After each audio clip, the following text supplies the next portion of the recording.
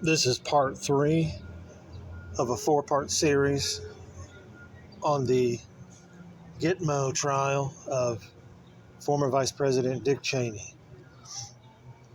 Brought to you by therealrawnews.com, dated January 19th, 2022. This is true history and information that must get out to the American people. They have the right to know. A 3-officer panel at Guantanamo Bay convicted former Vice President Richard Bruce Cheney of treason and murder after hearing only 2 hours of testimony Tuesday morning.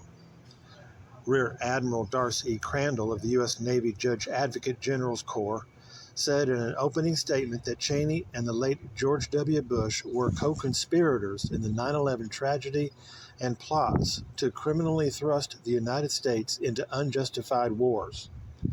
Their motives, he said, included destabilizing the Middle East, personally profiting from opium the U.S. military had seized in Afghanistan, giving the military an excuse to wantonly live-fire test novel weapons, and earning a hefty kickback from insurance money paid to Larry Silverstein, the American real estate mogul who owned the towers on the day they crumbled to dust on 9/11-2001.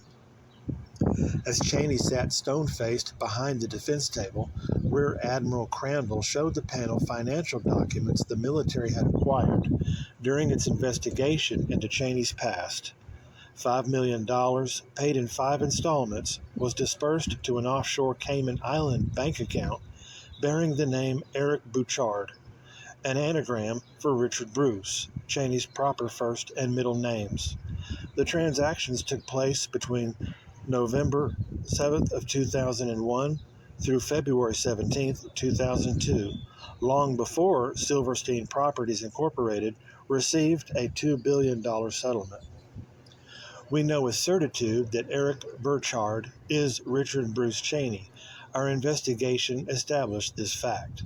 The account was opened 3 days prior to 9/11 and had only the minimum balance needed to keep it open until Larry Silverstein's money poured into it.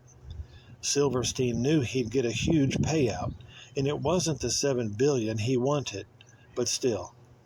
And the defendant, in opening the account, knew 9/11 would happen well in advance.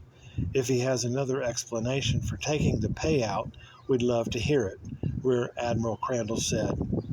"Rot in hell," Cheney uttered with clenched teeth. Additionally, Rear Admiral Crandall played the same audio tapes he had used to help convict George W. Bush, the ones Donald Rumsfeld had secretly recorded as he, Bush, and Cheney devised a plan to carry out 9/11 without being implicated. On them, Cheney told Bush not to worry because he had to take care of everything, that he would take care of everything. When we first spoke to detainee Cheney, he tried to put the whole thing on Bush, and when informed that Bush is, well, dead, he got quiet. He refuses to explain why he fled the country the night we caught Bush. JAG and the OMC believe Cheney's actions, the tapes, and his taking a payout from Silverstein prove beyond doubt that he is guilty of treason and, like Bush, must be held to account for the deaths of persons who perished in 9/11 and all American soldiers that died in Afghanistan and Iraq. We seek maximum punishment, Rear Admiral Crandall said. In an unusual move, an officer on the panel requested to ask Cheney a question. Directly. Have you any remorse? Do you ever think of the people who've died or what the lives of their friends and family must be like? Do you have guilt over the callousness of it all? Cheney replied, have you ever seen the film A Few Good Men with Jack Nicholson playing Colonel Jessup? He wanted to strengthen our country, and without admitting anything, the same is for me. Any actions I might have taken were in the name of protecting and strengthening the United States, Cheney replied.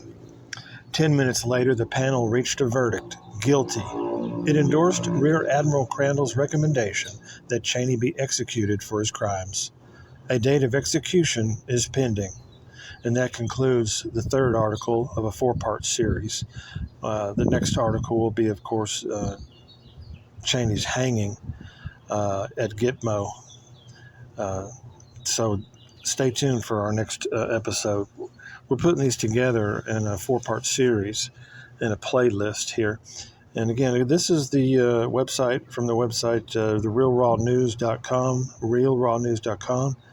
And we're going to continue to report these things which the mainstream media will never touch. Not even the conservative media will touch the truth. But we're going to lift up this standard and just proclaim the truth from the rooftops and allow the people to see that they're being withheld information, historical information it's a precedent.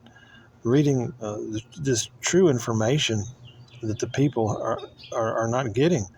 This is the consequences of justice coming down upon the deep state and those who are committed to destroying this country politically, as they violate every law in the book.